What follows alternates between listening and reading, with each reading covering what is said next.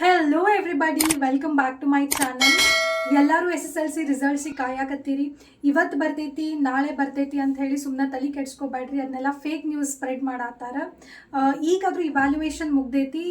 May 1st week ಇಲ್ಲ 2nd week ಒಳಗೆ ನಿಮ್ದು ರಿಸಲ್ಟ್ಸ್ ಡಿಕ್ಲೇರ್ ಆಗೋ ಚಾನ್ಸಸ್ ಅದಾವ. ಎಕ್ಸಾಕ್ಟ್ ಡೇಟ್ ಮತ್ತು ಟೈಮಿಂಗ್ಸ್ ನಿಮಗೆಲ್ಲೂ ಮೆನ್ಷನ್ ಮಾಡಿಲ್ಲ. ಸೊ ಅದ್ರ ಬಗ್ಗೆ ಜಾಸ್ತಿ ತಲೆ ಕೆಡಿಸ್ಕೋಬೇಡ್ರಿ. ಆಮೇಲೆ ರಿಸಲ್ಟ್ಸ್ ಚೆಕ್ ಮಾಡ್ಲಿಕ್ಕೆ ಏನೇನು ಬೇಕು?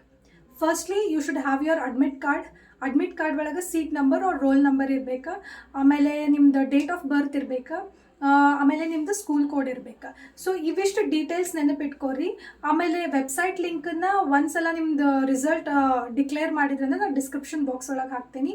ಸೊ ಆ ಲಿಂಕಿಗೆ ಹೋಗಿ ಈ ಡೀಟೇಲ್ಸ್ ಹಾಕಿದರೆ ನಿಮ್ಗೆ what is that you will get your results.